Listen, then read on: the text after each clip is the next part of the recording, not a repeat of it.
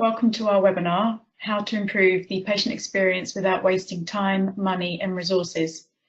Just as a reminder, we're using GoToMeeting for this webinar and your microphones will be put on mute. We will have some poll questions during the webinar and please type your responses in the chat box. There'll also be plenty of time for your questions at the end of the webinar and you can post your questions in the chat box also. I would like to introduce our presenter for today, Dr. Avi Ratnanason, who's the founder and CEO of Energesse. Energesse is a firm that specialises in improving the patient experience and customer experience in healthcare through consulting, training and survey services. Please welcome Dr. Avi. Thank you very much, Sharon. Welcome everyone to the webinar today. And without further ado, I'd like to move forward by welcoming you again to the Patient Experience Masterclass today, where we'll talk a lot more about how to improve the patient experience without wasting time, money, and resources. So let's get straight into it. What are we going to be learning today? Well, one of the primary learning objectives will be to actually help two kinds of people. Number one, we know that there's a lot of confusion out there when it comes to understanding what it is we need to do in terms of measuring the patient experience, what technologies should we use, what questions do we ask, what solutions do we implement. And there's a lot of people starting the journey of needing to improve the patient experience. At the same time, there are those that have been doing it for some time and have been delivering great patient experiences, great health outcomes, but want to do better and make even further improvements. So for those of you attending today, we're going to cater different pieces of information for all of you that are on different stages of the journey. At the same time, we're going to go into some further detail on how it is we actually measure the patient experience without wasting time, money, and effort. We're going to explain how it is you plan a patient experience strategy and what is a specific improvement methodology that you can use to create improvements. A big part of improving the patient experience is changing culture. We're going to talk a bit about how it is you champion and lead culture change. And finally, as I mentioned earlier, we often need tools and solutions in order to help us make that improvement. So we're going to talk about how it is you can actually learn to procure the best tools and solutions that best fits your implementation, budget, resources, and also your maturity stage. So right now, I'd just like to ask you a question very quickly. What's your main role in patient experience? Are you a clinician? Are you a allied health professional? Are you a doctor, nurse, manager, patient experience manager? Or are you a consumer, perhaps?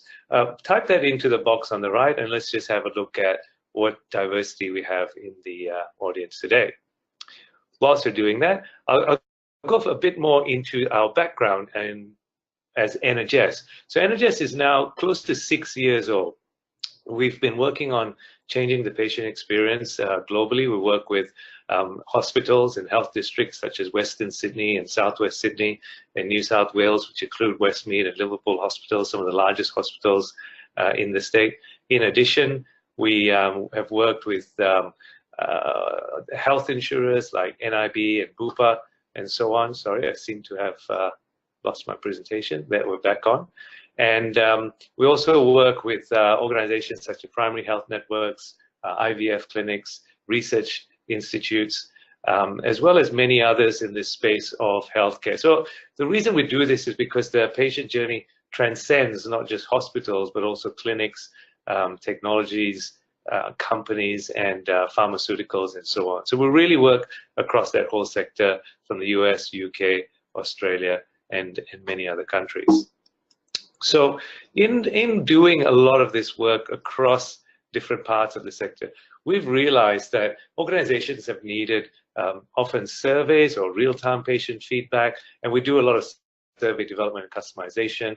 They also require data analytics work, research work in this space. Some of them need to engage their staff, so we've done work around engaging leaders, change management, training frontline staff on patient experience and customer service, and also delivering keynote presentations to motivate staff.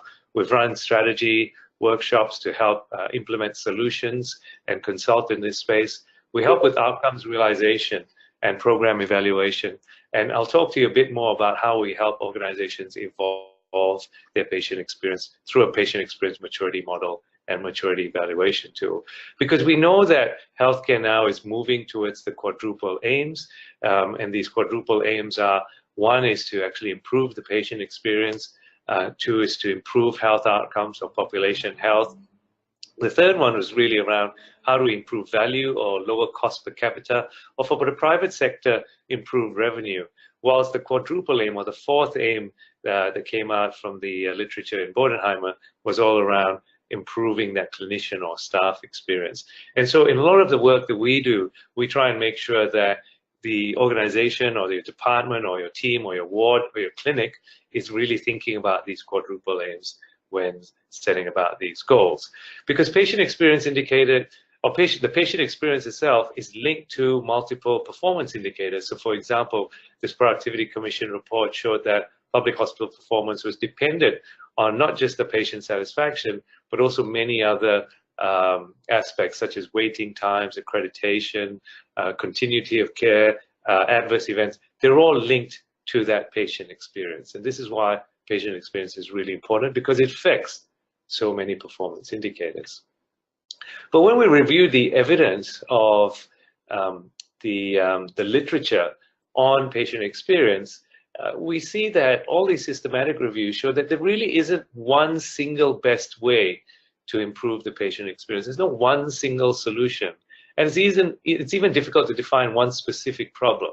And so we know that there are many different types of problems to be solved in patient experience, and there's many different solutions.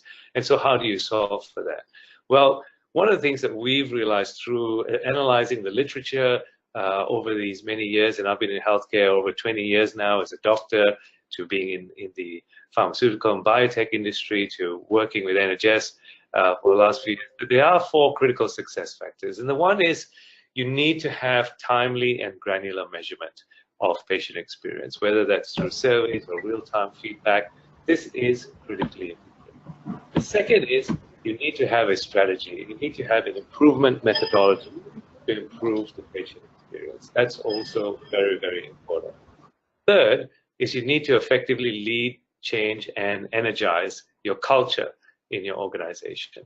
That's also critically important to improving the patient experience. And fourthly, you need to be able to acquire and implement the right tools and solutions within a budget or a constrained budget or a constrained set of resources that you have. And these factors are very, very important to allow you to effectively improve that patient experience and achieve the outcomes and value that you're looking for. So right now we're going to have another poll question.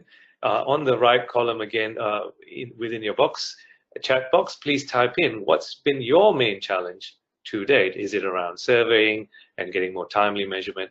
Is it around acquiring the right solutions within the budget that you need? Is it that you don't really have a strategy, that you're more tactical and being very sporadic in how you're doing things? Or lastly, is it that culture is a big problem in your organization and you have a problem with changing culture?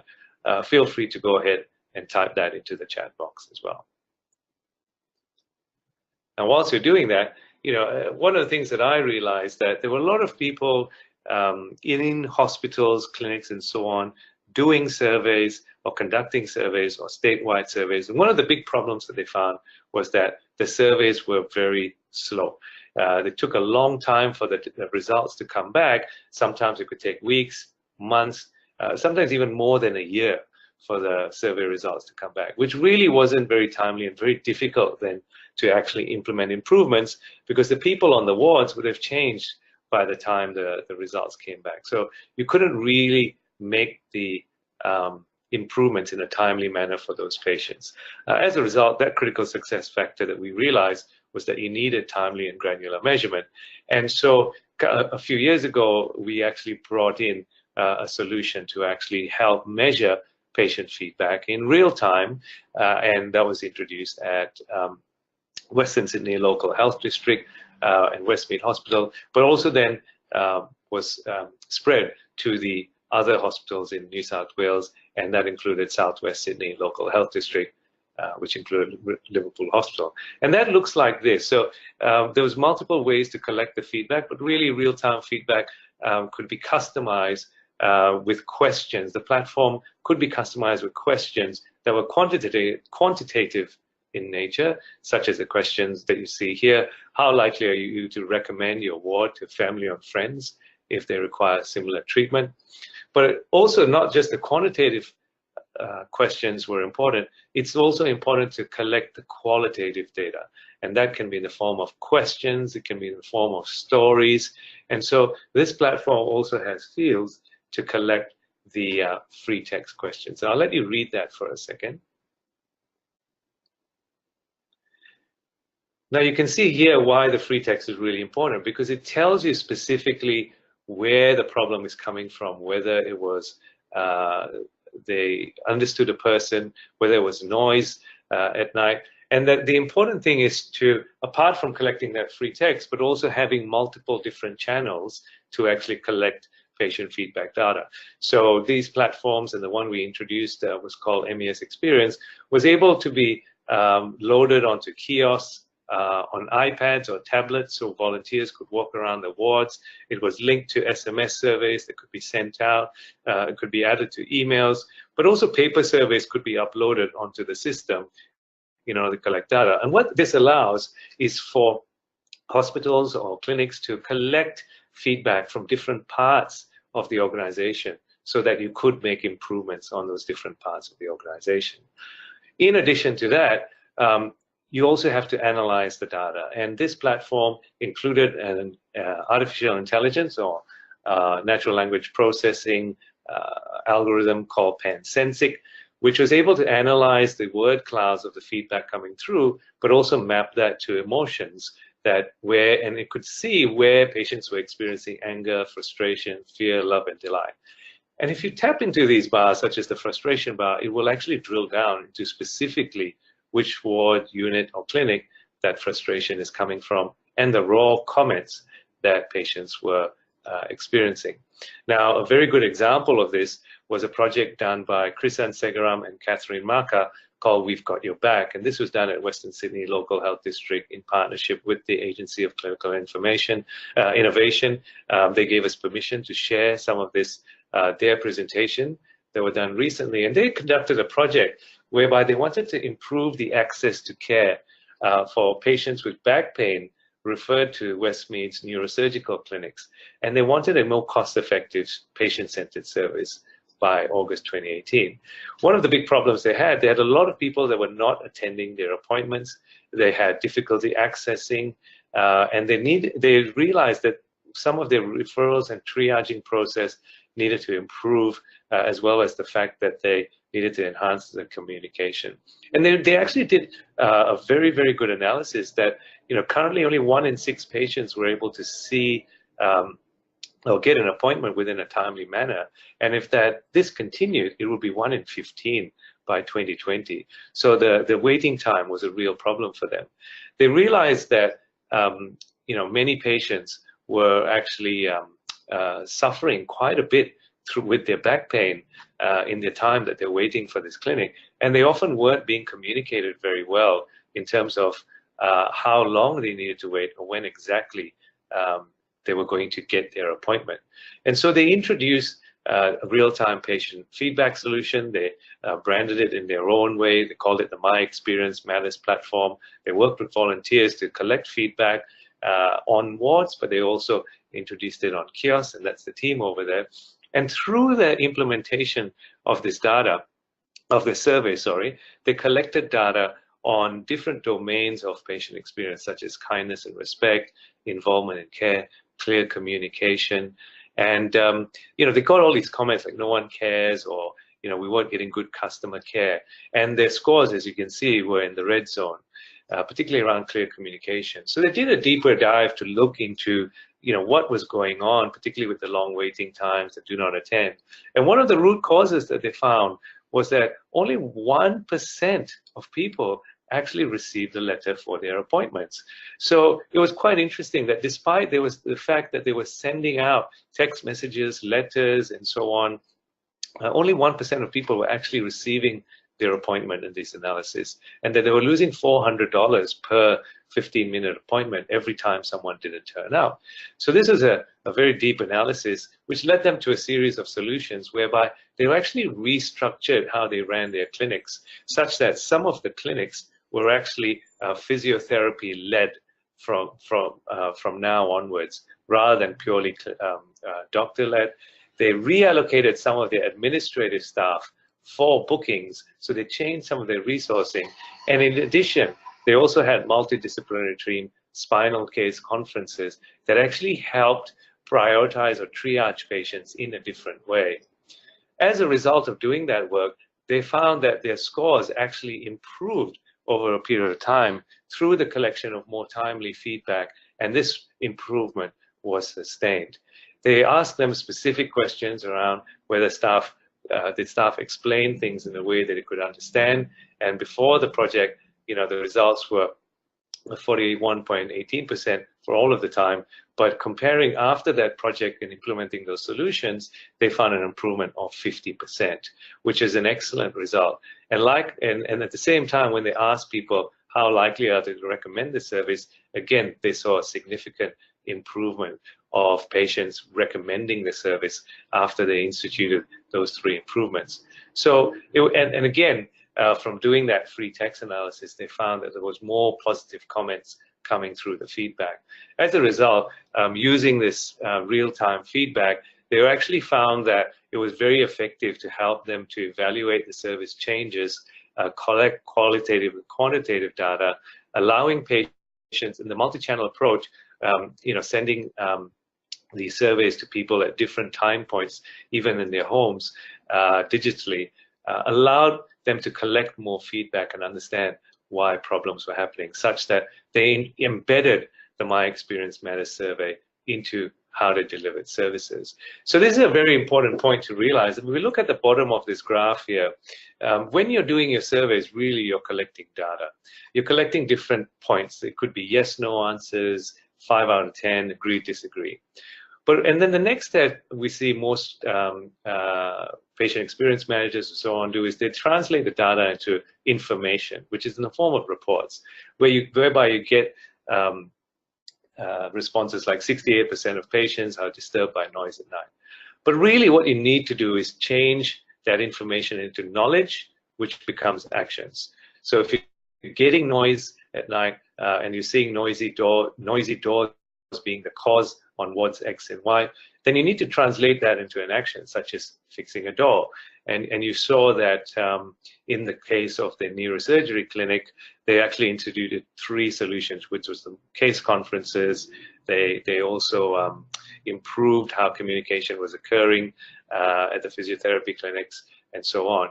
But finally, you do want to measure the outcomes, and that's the layer of escalating the knowledge into wisdom and translating that into outcomes. So for example, in the case of noise reduction, that will result in a 15% satisfaction increase if you fix the noisy doors. So you can see data needs to move to information, needs to move to knowledge, and needs to move to wisdom. And that's how you get surveys becoming outcomes. Now, at the same time, we've actually mapped this to a specific process that I'm going to talk about in a minute around the 6E framework. Because one of the things that we found was that in order to actually translate your strategy into improvement, you need a clear strategy and improvement methodology. And this methodology that we developed is called the 6Es. What is this methodology? Well, let me explain. Firstly, is E1, experience, which is how do you capture and measure patient experience. Secondly, it's emotions. How do you analyze the stories and comments, and especially analyze the pain points and delights. Thirdly, you have to actually engage with your frontline staff, clinicians, or management in the change process and in the culture change. So E3 is about engagement. Fourthly, execution is around implementing strategies, service recovery, or solutions or quality improvements, or that might even be policy changes in order to create improvement. Then the 5th E is excellence. This is where you actually get your results, you redefine success and the accountabilities to KPIs or key performance indicators that are more patient-centered. And lastly is evolution. This is where you scale your improvements and you keep repeating the process over and over again in order to create further and further improvements and bigger outcomes each time. This is the 6E model and a strategic methodology to help you plan your strategy on how to actually make that greater improvements over time. Here's a case study where we actually implemented the 6E framework in a series of specialist clinics. And this specialist clinics was an IVF clinic. This particular IVF clinic chain, their objective was to become the provider of choice. When we started with them, they didn't actually have a clear strategy for patient experience, and they also weren't quite sure what their skill gaps were when it came to their staff managing patients. When we actually started implementing the 6E program with them, they found that we actually learned that staff buy-in was going to be key and would be the first focus of how we implemented improvements. It was very important, if you can understand, with IV patients who are undergoing IVF, it is very stressful. They have to take lots of different medications, injections, and obviously the trauma of either having a baby or not having a baby, or the success of having a baby, or the trauma of not having a successful cycle can be quite stressful and cause a lot of anxiety. It also is quite an expensive procedure if you're paying for it privately, which means that patients really want very good patient experiences. As a result, what we did here, or work together with this team at the specialist IVF clinics, was actually introduce real-time patient feedback measurement. But not only that, we also ran workshops to help staff learn the 6Es in order to create improvement and introduce some of their best practices. We also targeted some very specific solutions, which was based on the diagnosis of where the problems were. And in this particular group of clinics, they had real challenges with getting consistency across different doctors and nurses and how they communicated with patients and what information they were providing to patients. Such that patients were complaining about some of that. In addition, there was also challenges around timeliness of responding to the phone calls. Patients were calling up the clinics, but they weren't being able to get their nurse in a timely manner. And so we went through a very specific process, as we've discussed, to create improvement. And what we found was that over a 12-month period of introducing real-time feedback, but also introducing that 6E strategy, implementing it in a consistent manner, that the Net Promoter Scores, which was one of the measures of patient experience, actually increased by 15% in a 12-month period, which is quite significant for when you think about it's a chain of over 10 clinics. And in addition to that, we found that there was also an increased overall patient satisfaction with individual doctors during that period of time as well. So very timely feedback and having a clear strategy can be very, very effective to create some real measurable improvement over a period of time in your patient experience. Now, the third critical success factor, as we discussed, is knowing how to lead, change, and energize your organization's culture. Now, one of the key things here to realize is that we're all human beings and we're all emotional creatures, and we actually go through our own change curve. So we start off on the far left, whereby when someone wants to introduce a change, such as when we introduce an organization to a new measure around the patient experience, such as saying to everyone in the organization or on a ward or a clinic, from now on, we're going to look at patient experience, we're going to measure Net Promoter Score, or we're going to measure the family and friends test, and I want to hold you accountable to that. You can cause some anxiety, and some people will actually go into denial. Some might have an emotional reaction to it, saying that you're trying to force them to do something. Some might be fearful if their bonus or their career or their promotion is subject to a new key performance indicator that they're not used to, whilst others may accept it very quickly. But also, some people go through this change curve, and this is similar to that, very similar to the Kubler-Ross change curve or grief curve, where people go through acceptance, realization. And as you become a champion, you become quite energized and motivated in what you need to do to champion patient experience. And then finally, use it as a growth tool, because where we find organizations are improving patient experience, the staff experience is also good. And that's very powerful message, because when you improve patient experience, it's not only good for the patients, it's also good for you as a clinician. And so helping people through this change curve is critical. And when you do it on a larger scale, then you realize that the organization also has a change curve, because you start off this process down the left where you actually prepare to do a rollout, and you contact the people in the organization that you want to start working with to improve patient experience. There becomes a growing awareness within your team and your organization. People start to understand what it's all about, and some may develop a positive perception, while others may develop a negative perception, which can lead into inaction. But as you move up, you might start experimenting with new surveys, with new solutions, and some might be adopted, whereas others may reject that. And then finally, where you want to get to is that these processes become commitments by the leadership, and they become institutionalized and internalized. And in a few minutes, we'll talk about the different maturity stages of an organization as they go through this whole process of changing to become more patient-centered. So here's a case study whereby we actually implemented a patient experience solutions and a change management program within a local health district that realized they needed more meaningful insights. And at that stage, they were actually at what we call a stage 2 on the patient experience maturity model, which means that they were doing things in a fairly ad hoc way in terms of measuring, introducing solutions, trying to improve patient experience.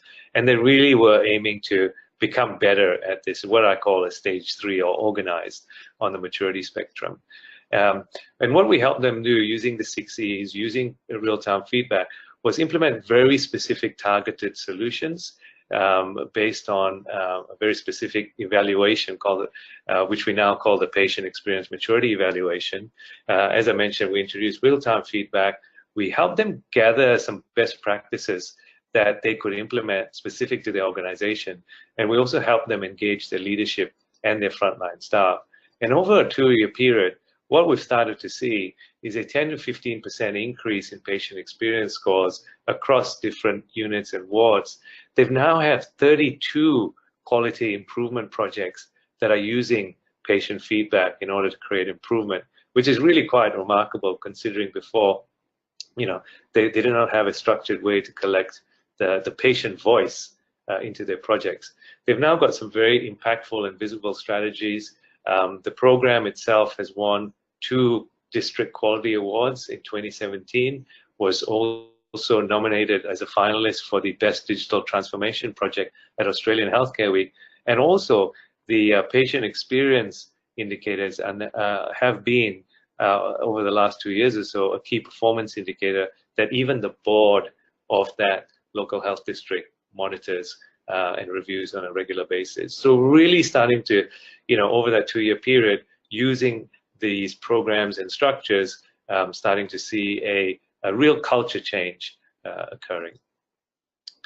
Finally, the last critical success factor that we want to talk about is how do you actually acquire and implement the right solutions within the budget constraints that most organizations have.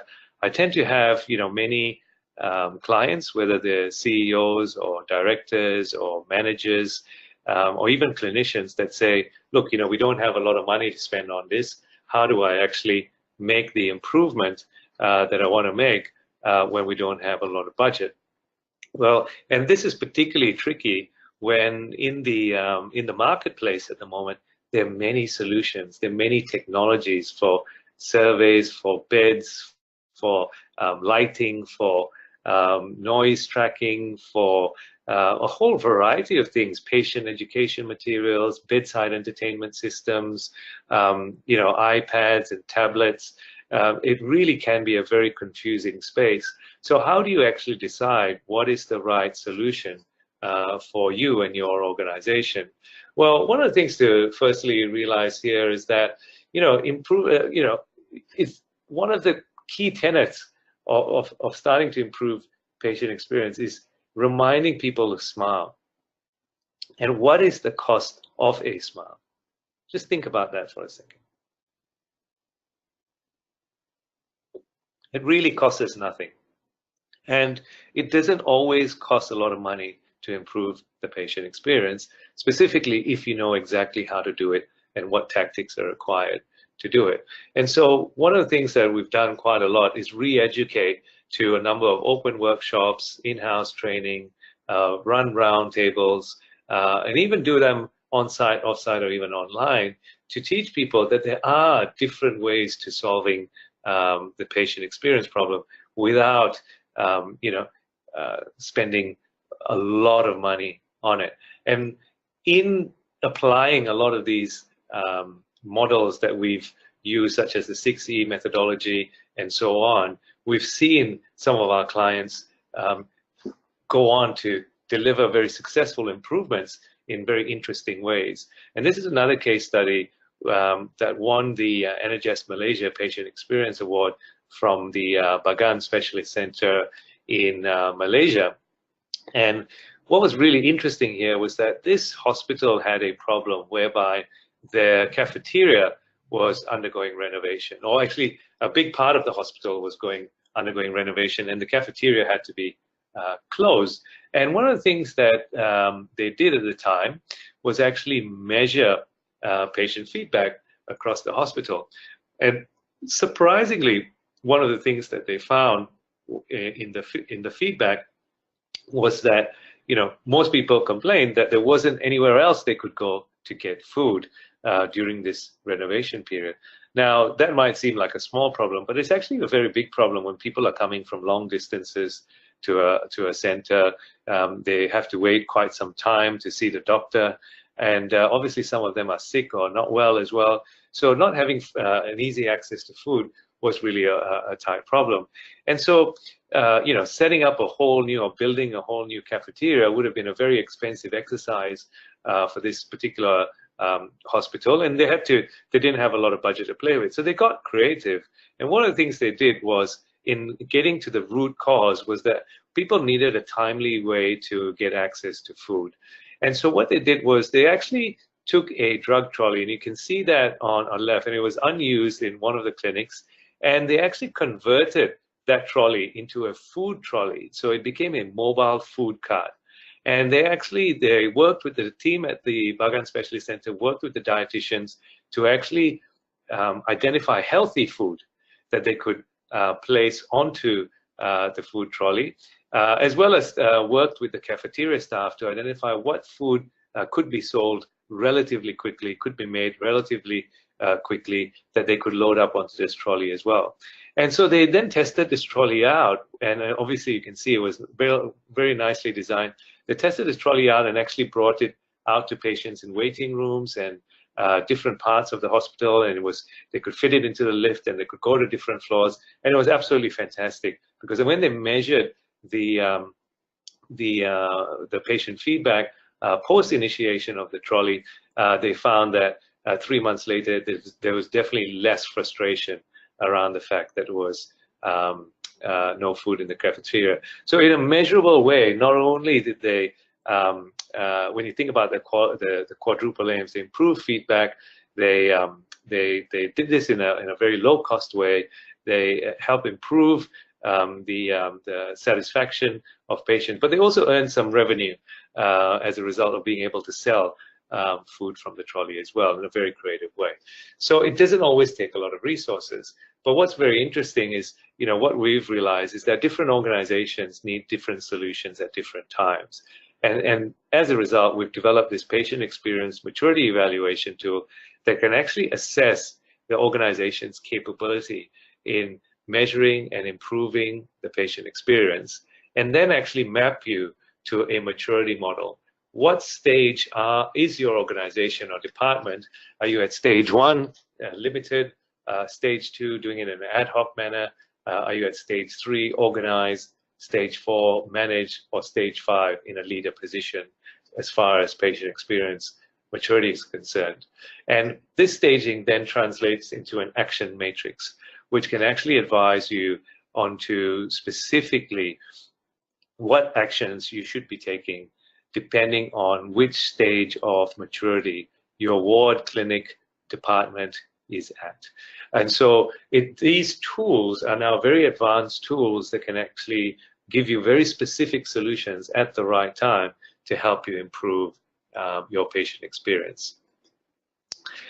Here's another case study where we worked with an emergency department in South Australia that needed to actually improve the quality of the services, and they were also undergoing quite a lot of bed blocks, and so they needed to manage the patient volume in the organization. They were at stage 1 in terms of limited maturity, as they weren't really measuring the patient experience, but they wanted to. They also had some financial constraints. We applied the 6E framework, which ultimately led to a whole redesign around their model of care, and also worked with them to do some patient journey mapping, extended some survey questions, and also worked with them to engage their staff and their executive with better communication on some of the root causes around bed block.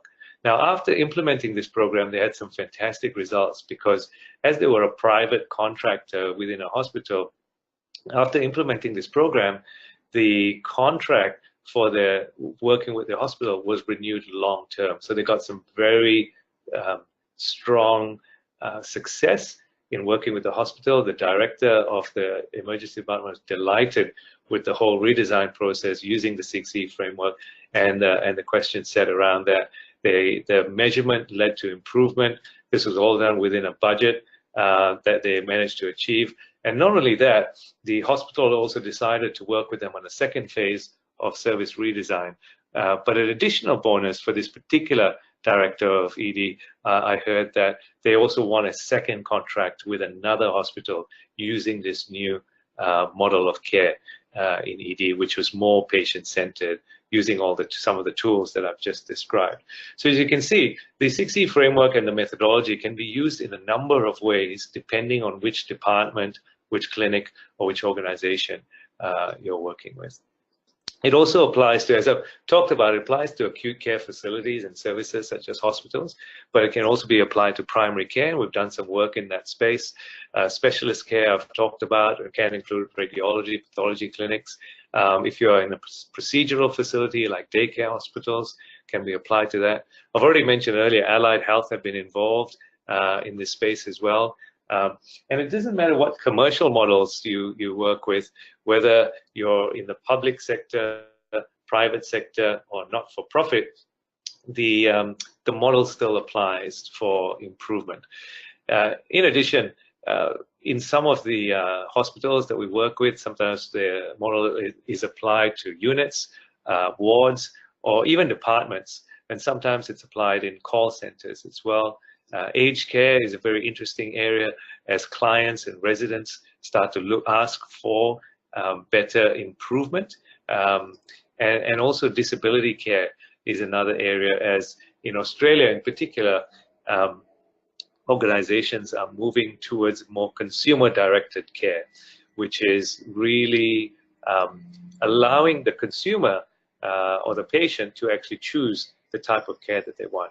And so using the 6E models, you actually start to measure in a very specific way how to actually do that improvement. We're also getting a lot of inquiries now from ambulance services, transport and auxiliary. Mental health is a very big area that's starting to look at not just surveys, but also how to create improvement from surveys as well. And so let's look at another case study. This is from the Hertfordshire Partnership University NHS Foundation Trust, where they've actually applied real-time patient feedback and also targeted very specific solutions. So this particular service, this particular trust rather, had many different services. They worked with our partners, MES in the UK.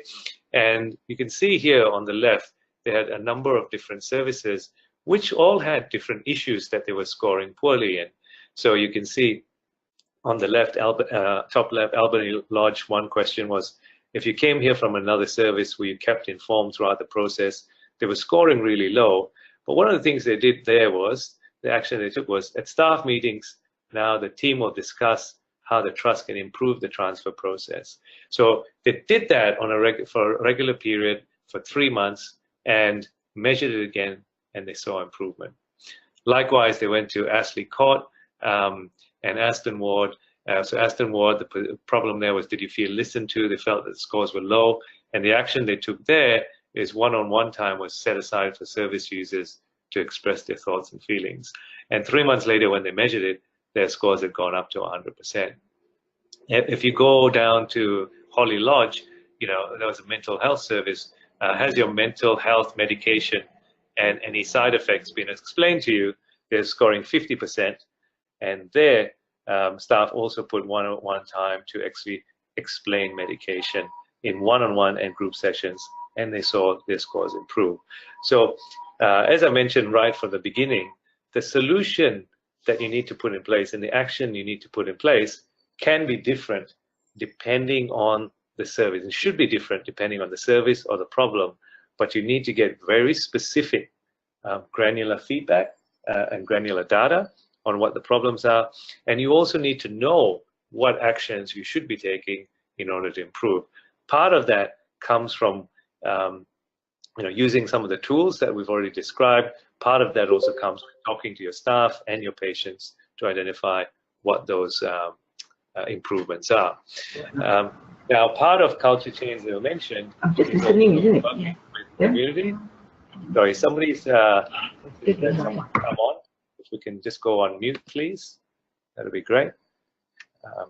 So part of what I've said earlier in terms of culture change is working with collaborators in your organization, or also sharing insights with people from other organizations to actually get some of those best practices and actions that you can use to make improvement. So one of the things that we started was a LinkedIn group called the Patient Experience Community. And this Patient Experience Community, you can join simply by going to LinkedIn, typing in Patient Experience Community at the top, and actually then working through some of that solutions. So posting some of those solutions, questions, discussion topics that you're currently facing, and putting that into the question box in the Patient Experience Community as well. We also do have a WhatsApp group for the Patient Experience Community, and at the end of this call, I will give you a contact, some of our contact details, so that you can actually get access to that. So right now, why don't you just use the chat box on the right and actually type in what is your most pressing priority right now. Just tell us what your most pressing priority right now. Type that into the chat box on the right, and let's see if we can address some of those questions. And so to sort of wrap around or summarize some of the things that we've just discussed, one of the things that we found was that in order to solve patient experience, there's a number of solutions that you need to put in place depending on what you're trying to do at each point in time. When it comes to E1 experience, can you measure patient feedback? How do you do that? You need to do it, and we provide real-time patient feedback solutions as one of those options. But for those who are not doing it that way, we also help with designing your surveys, helping you understand what the right questions are, and customizing the survey based on the culture of the organization, the population, the demographic, the location, the geography, and so on. In addition, for those who are collecting surveys or collecting data behind surveys, sometimes you need to get more insights from those surveys. You need to understand what actions you need to take from the data that you are collecting. And so we also offer data analytics services and reporting services to help organizations do this. And sometimes they need help with doing patient interviews, focus groups, more formal research projects. And so we help with doing some of that research as well. Thirdly, as I mentioned, it's really important that you engage with your frontline staff, your leaders, and your managers. And if you're challenged in this area, then one of the things that we do is actually help work with CEOs and executive teams in that leadership engagement and change management process. We also train frontline staff on patient experience programs and customer service skills. In addition, we also help with motivating that frontline staff with keynote presentations. Fourthly, as I said, E4 is all around execution, and that is you need to put in place a clear strategy and specific solutions and implement them in a way that's consistent over a long period of time. Remember, change is not something that you do one day and you expect results immediately tomorrow. It's about 1% improvement every day over a long period of time. So one of the things we do is sorry, could you go on mute? Paul, can you please go on mute? Thank you very much. So we actually put in place solutions that actually help with that. Then we actually do the excellence framework, whereby we help with realizing outcomes, evaluate programs, and we also have our patient experience community. And finally, we also help with evolving that maturity over time by implementing tools or using tools such as the patient experience maturity model and also the patient experience maturity evaluation tool that I showed earlier. So now we still have quite a bit of time, and I'd love to hear from you if you have any questions. But one of the things that we are doing is, I know we've covered quite a lot of information in the last 45 minutes, is offer you a conversation with one of our specialists. And my team here, as you can see, along from myself, we have Sharon, who's our patient experience specialist, Olivia, who's in operations, Kieran, who works with us on a lot of our research and data analytics work, as well as Mr. Ashok, based in Malaysia, who also works on some of the marketing aspects of patient experience. So if you'd like to chat with one of us about some of the things we're doing before we move into question time, please feel free to click on this link. Olivia will be placing this link into the chat box right now. So if you go into the chat box on the right, you'll be able to actually click on that link and organize an appointment with us or a conversation with us.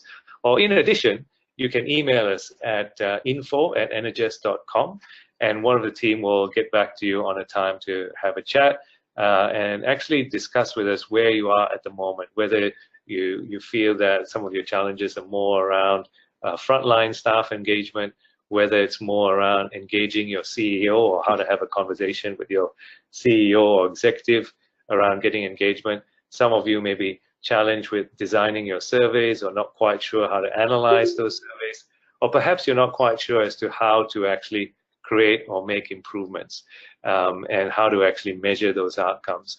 Very happy to have a chat on all of those things. So I'll stop right there now, and I'll open up for questions as we look into the chat box. Please feel free to place questions within the chat box and tell us a bit more about some of the challenges that you're having. So one of the questions that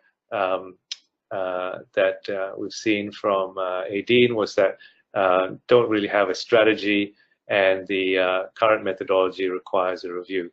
Well, that's very common actually, that we see. One of the problems that we often see is that many organizations don't really have a strategy around patient experience. It's all very sporadic. They know they've got a problem. They know that they've been getting lots of complaints from patients, and it's in different areas, but they don't have very strong data. They may not have analyzed the data very well. They're not quite sure how to capture and monitor that improvement over time.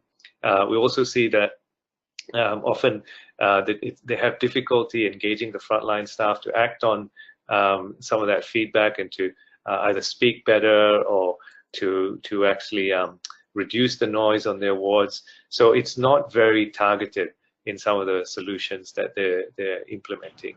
And so when you don't have a strategy, you start to experience these sorts of issues.